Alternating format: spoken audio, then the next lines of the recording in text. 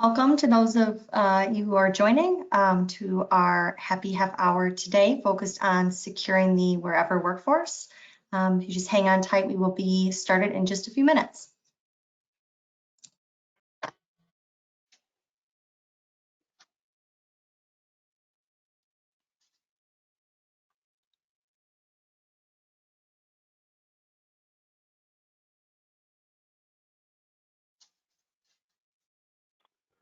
All right, it's time to get things going here. Want to welcome everybody that's hopped on. Looks like we got a really good group of people from across the beautiful nation here.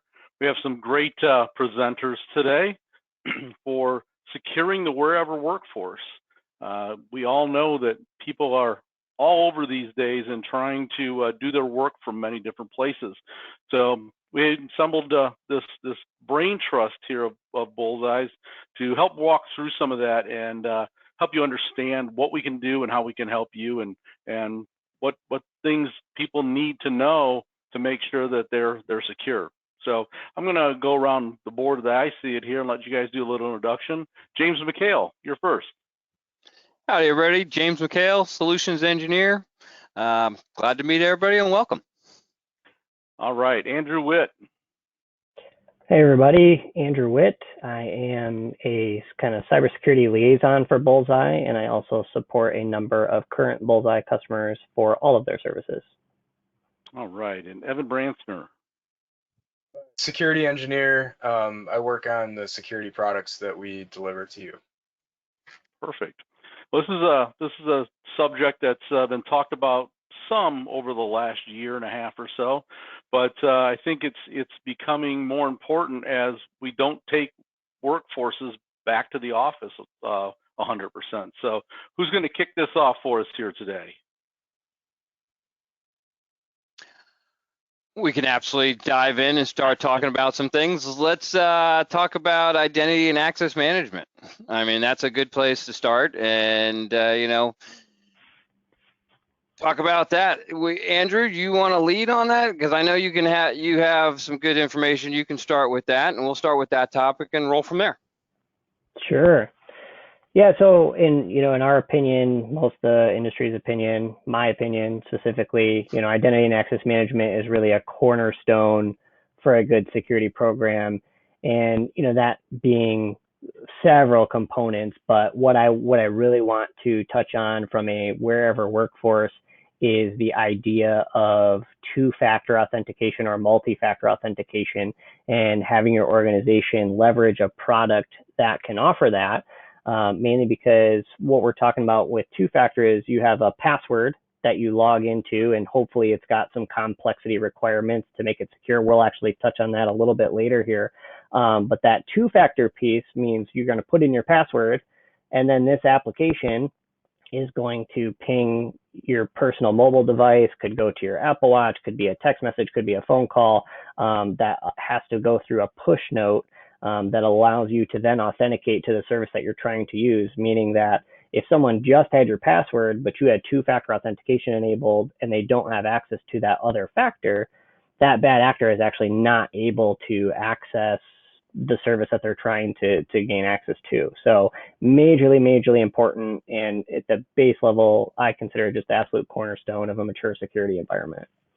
So Andrew, let me make sure I understand I heard you correctly. So you're saying out there, even though those people go out there and steal all those passwords, because they're holding it because I do business with them and they have my password and they get compromised, if I have two-factor or multi-factor authentication, that is my insurance to make sure even though they gain that password, unless they basically have my cell phone or some other way, that's how they can't get that second authentication. And that's what saves me basically. Correct. Yeah. While there's very extreme ways for a hacker to, it's extreme lengths that a bad actor would have to go to gain access to that, second form. I think we were chatting about it earlier. I mean, at that point, you're basically at like corporate espionage level of stealing personal devices, right? So it's, it's tough, but yes, you are correct. And if they don't have access to that physical form to authenticate, it's going to stop it in its tracks. Yep. All right. Kind continuing on, wasn't there, let me ask you this, Andrew, because we were talking earlier, or Evan, I don't remember which one brought it up on the pre-call, kind of when we were starting to launch the call.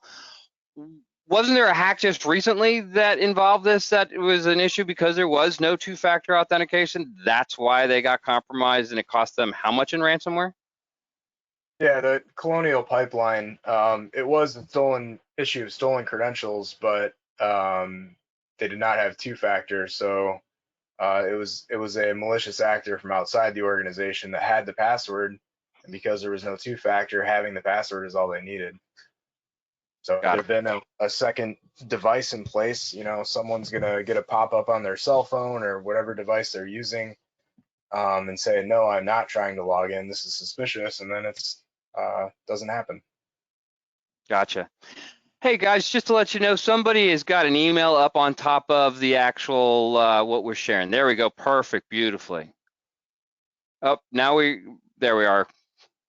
Perfect. All right, guys, just want to make sure that we were sharing the right thing on the screen. All right, moving on then. So basically, continue with the same theme, people focus. Let's talk around the security awareness. What are some of the things covered in security awareness, and what's critical for a remote workforce to ensure that security is there for the company?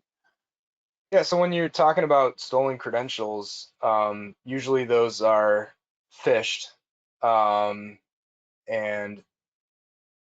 if through a phishing email, if a person is not familiar with what a phishing email looks like, they might just fall for it. They might give out their password. They might just fall for the fish. Whereas if you have security awareness training, they're going to get that kind of repetition in a safe way. They all have systems built into them where you can report emails. If you report a fake phishing email that came through the IT department, you usually find out right away, and it says, hey, good job, this was a phishing email. Could have been real, but it wasn't. So, and then that same button built into your email program will also inform the IT if someone's reporting a phishing email that was not sent through the simulation. So it's a good way to get ahead of possible real phishing within your organization. But the training is key because it shows all of the employees' repetition. Great. Because Sorry about not taking that over, James. It was, no, I was missing a file. it's all good. All right. So for email security, that's often glossed over with a lot of these groups because they feel that it's inherent in a lot of the programs out there. So what are your thoughts on that? Layering security absolutely is where it starts with, and there's some inexpensive pieces that you can add on that'll actually help with a lot of that. Guys, you want to make some recommendations or what pieces they could do to layer on to absolutely enhance that security when it comes to that? Yeah. So, I think the biggest piece here, right, is where most of these organizations, you're using Office 365, you have Outlook, maybe you're using G Suite, all of which do have some level of email security built in and therefore some level of peace of mind. I am a big proponent of don't trust all the things, right? So I'm a big proponent of not just inherently trusting the security that comes with, Office 365 or G Suite or whatever email client. I don't know how many others there are anymore, but adding on an actual email security product is like James said, an inexpensive security solution in the grand scheme of things to layer on one more filter that an email has to go through to be analyzed, have attachments be sandboxed by the security team. If there is some sort of malware or exploitable in there, that can actually be ran and then caught, quarantined. It's also a way for the users to then manage their own spam quarantine filters, determine, hey, this is safe, this isn't safe. It's a great way to do it. And since, the biggest thing right now with ransomware, people are the number one vector for that. And the best way to protect your people, especially while they're working remotely, is having email security as that extra layer, in my opinion. So with all this and all the remoteness and the change that's big for everybody, it's that still the weakest link is the individual. and it's trying to keep them informed and educated so they know not only software-wise what should be implemented, but also education-wise to keep arming them with, what those attacks are going to be. Yeah, 100%. The real quick stat I'll just throw out on that. I mean, right. I haven't even looked at the updated numbers, but the last time I checked, it's like well over 80% of data breaches occur because of stolen credentials, and that happens at the fish, through the email, through some sort of form of social engineering that all these things can help stop. Yep. Okay. Absolutely. So a carryover from the office environment to the home environment is both physical and workplace security. So what are some tips and policies that can be implemented? And then how do we help secure the remote workers? I mean, this is one of the big ones. I can start with that one. I mean, I even have a great historical story. When I was a younger lad, a buddy of mine's dad worked for the U.S. Navy, and they had dumb terminals at that time, and he kept his password on a Post-it note that was on the typewriter board that you pull out of the old desk. I'm still surprised how many people today have their on a Post-it note stuck to their monitor, stuck somewhere. Guys, when you're out there and you're at home and you have teenagers, and well, it's not even teenagers now, you have young kids that are 5 and older, they know how to get on the net.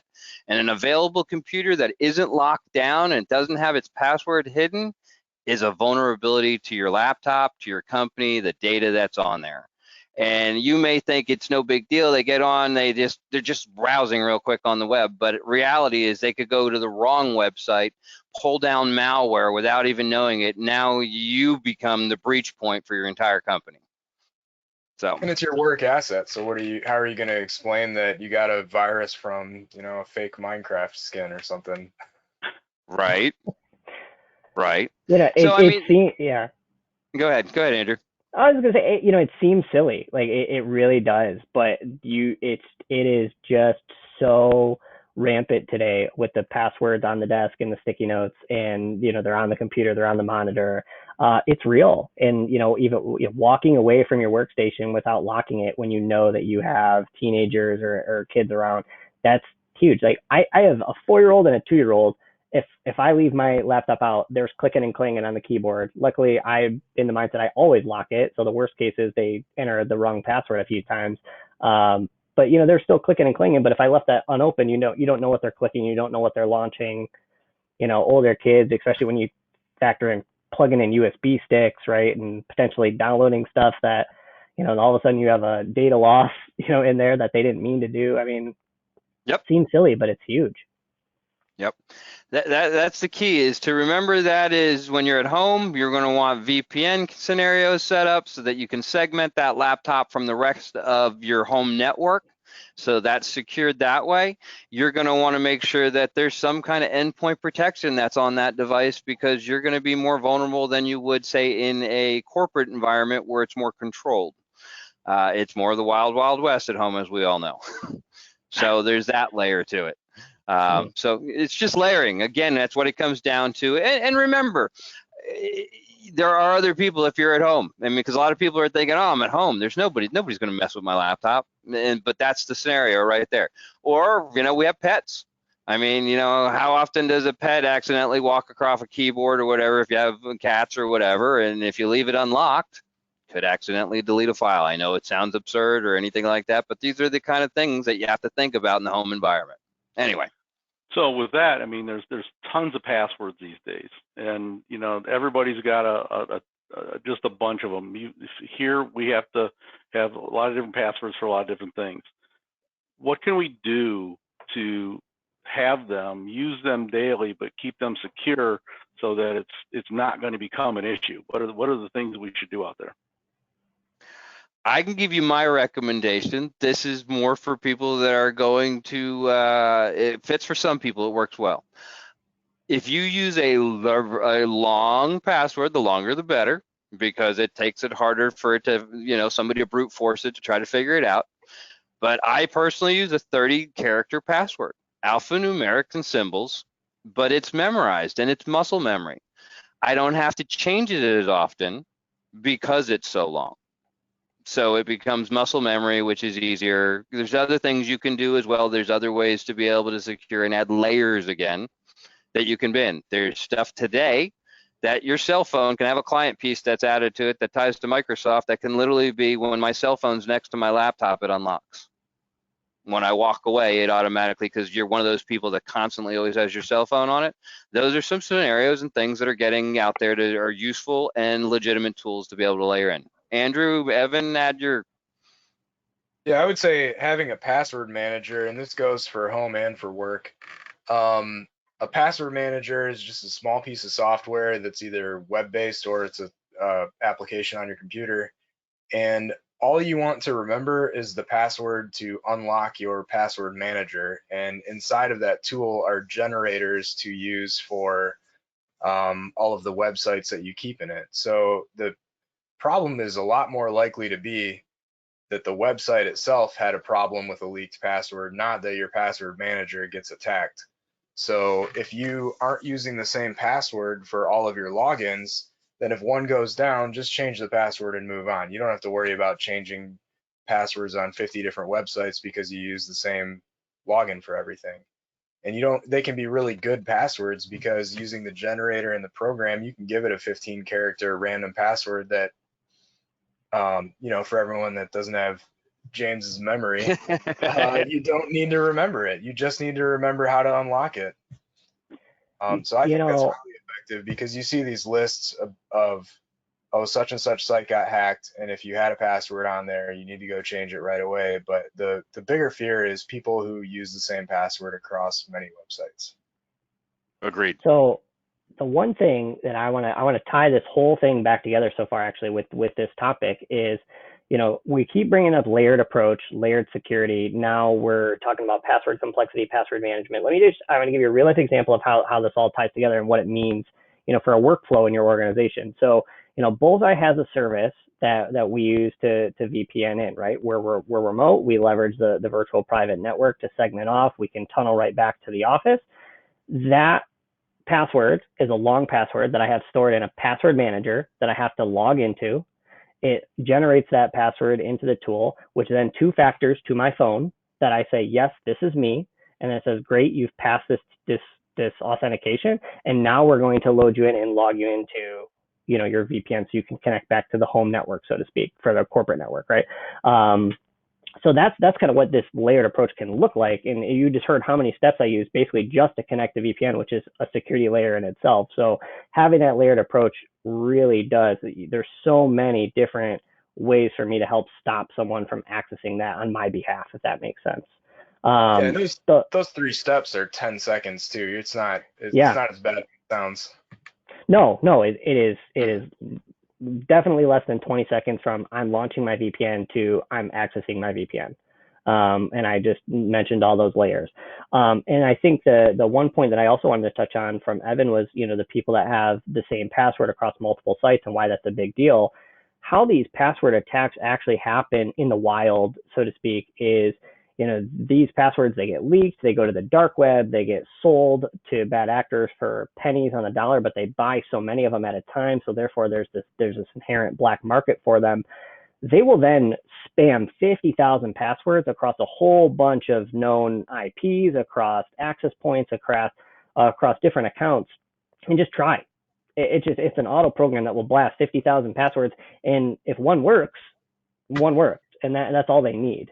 The term is always the hackers only need one chance to get in, but the good guys have to stop them every single time, right? But that's how it happens in the wild, and that's why it's so important not only to have complexity, but these layers, so that something like that can't easily happen and cause a breach to your organization. These lists are frequently associated with an. Oh, I was just going to say these lists Andrew's talking about are frequently associated with an email. So without 2-factor, they have both pieces of a login, and that's why it's so important to not use the same password. Yep. We got a few questions that have come in. Great. So the first one is, does BullsEye offer the training as part of the service?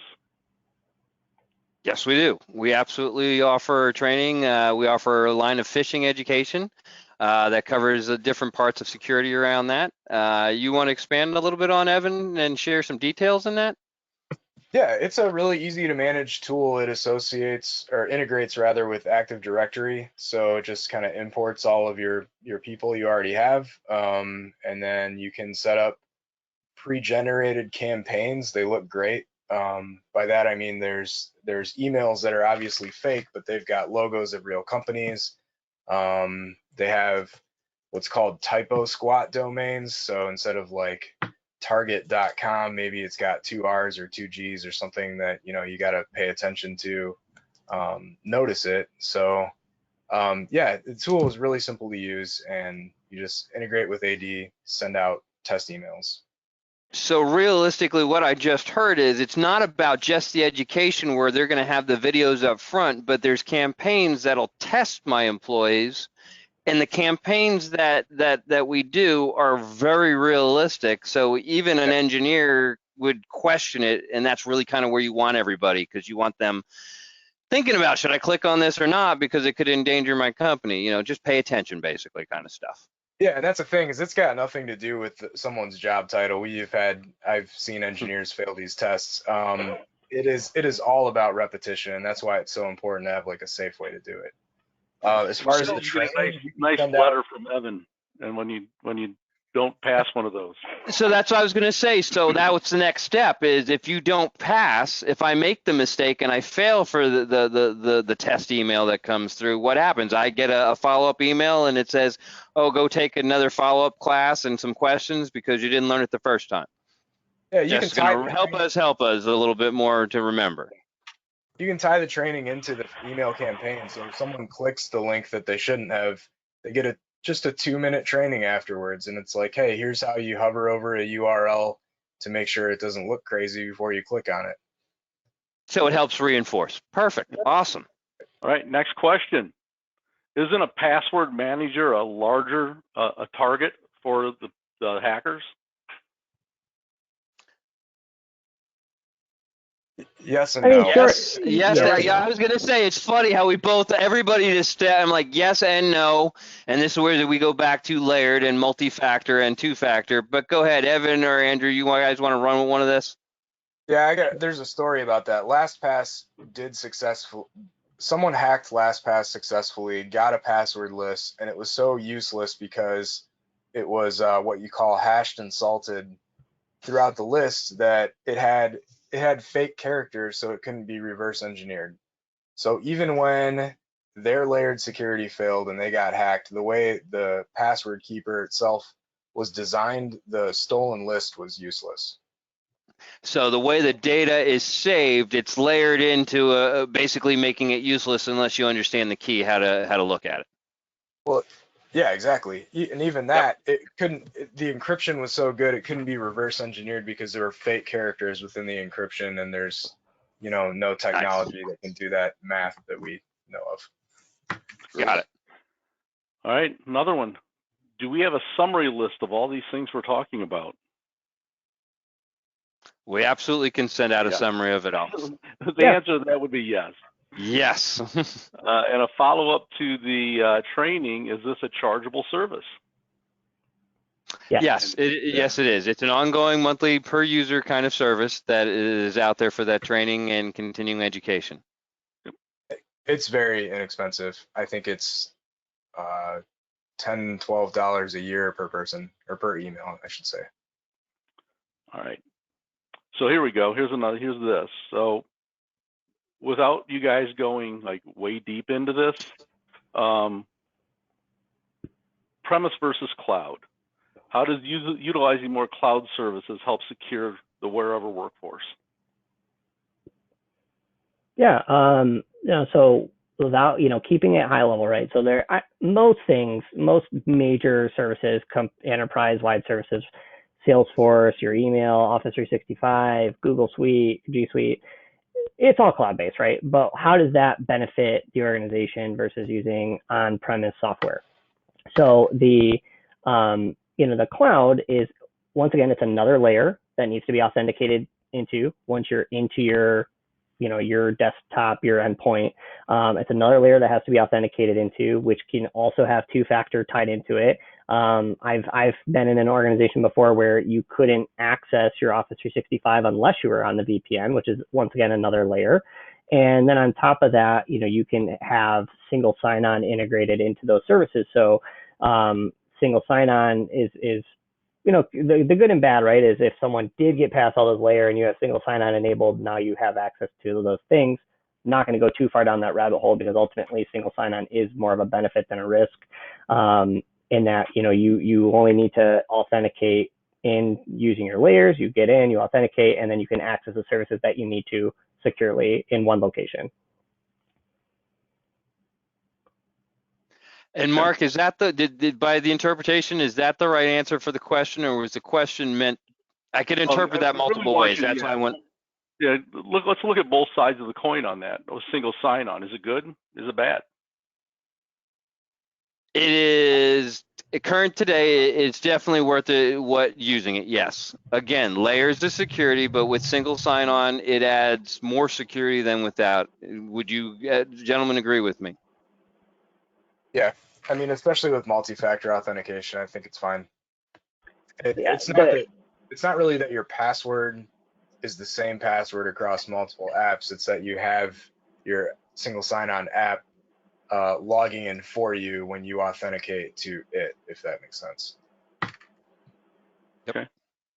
I would say the risk is, and what I will leave this audience with a warning of is, do not recommend that your organizations have single sign-on enabled if you do not have any sort of layered authentication. Then then I think the risks are higher, for the organization if you don't have some other form of authentication attached to it. And we'll go through a couple other things sort of quickly here, but endpoint protection. Everybody's got people remote, knows about endpoint protection and what they need to do. Can you guys give a quick highlight why it's important to leverage an outside service, not putting your trust into a built-in product? I've been talking a lot, but I can keep going. I figure I'll give Evan a chance here. Yeah, I'm not sure what's meant by built-in. Maybe Windows Defender. Yeah, like a Defender, something like that. Yeah, Windows Defender is good. It's certainly improved over where it was when it first began, but I think you want something that's more familiar with, especially zero-day protection. Malware is often customized, and chances are whatever gets through you successfully, it's the first time it's being used, or at least in some form of an exploit that's masked or customized towards you. So you want something that can use machine learning to say, hey, I've never seen this before, but it looks pretty sketchy. Mm-hmm. Again, layers, and when I say layers, there's diversity in those layers. And so if Microsoft makes my OS, I'd like to have another organization and stack of engineers doing another security layer of that piece of it, so it checks and balances start to fall in place as well. If I leave it all to one stack, that's where you leave yourself, again, start to become vulnerable. So SD-WAN Lite, if you have a remote workforce, you're familiar with that. But let's talk quickly about having a SD-WAN strategy. Is that important? Absolutely. As we're remote and everybody starts to get diverse, SD-WAN makes the most sense when it comes to software-defined networking. And there's clients that can be tied in with an SD-WAN core, meaning even if you have remote people out there, we have ways that we can tie them into that core of data that's secure, we'll call virtual ring, that we can form with SD-WAN. But basically, it brings of all the benefits of MPLS, but the flexibility of broadband and the cost kind of a broadband. All right, kind of our last subject here, but security information and event management becoming very, very important these days. Why should organizations be considering SIEM, and more than ever, how does it tie to how the workforce is today? Yeah, my quickest response for this is, I have a background with SIEM, and SIEM oftentimes in the industry is people are scared of it. They think it's too hard to implement. It's too expensive. It's too hard to get up and running. That's just simply not true anymore. There are solutions out there that are cloud-based. They're easy to implement, easy to integrate within the environment, and it ties all of these other layers together: identity, user-based behavior, Active Directory trends, creating, domain administrators. That's a sign of ransomware. It will catch all of those things. There are less expensive, great SIM solutions out there that can really tie everything we've talked about today back together and give you a single pane of glass to alert on, detect events from, and then respond to. I can't highlight it enough. Andrew or Evan, I think we might want to take a half step back. Why don't you just quickly define what SIM is, so just some of our audience may or may not know? So Sure. a SIM, Go ahead, Evan. SIM aggregates logs from different programs and correlates them together in ways that the programs by themselves cannot. So you would take Active Directory logs combined with security logs, combined with syslogs on your servers, it's built into the Windows.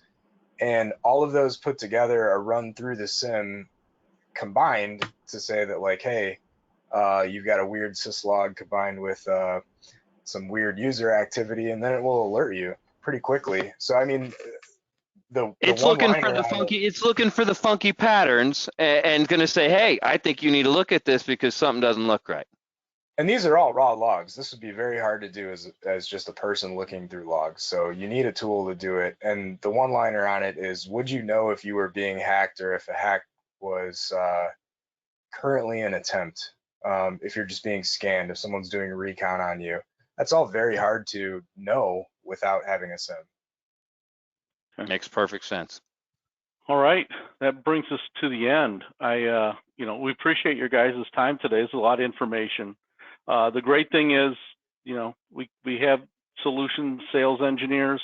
We have people like Andrew and Evan who can help you and your partners and your customers to come up with a fantastic solution, and we can help you with a lot of those. So we appreciate everybody's attention today. We'll be sending out a recording of this to everyone. And if you have any questions, please feel free to reach out. We will have someone talk with you, walk you through things that you may have some questions about, and help you with any customers that we may be able to get going together here. So again, appreciate your time, gentlemen. Thank you for all your time and all your knowledge, and we will talk to you on the next happy half hour. Thanks all.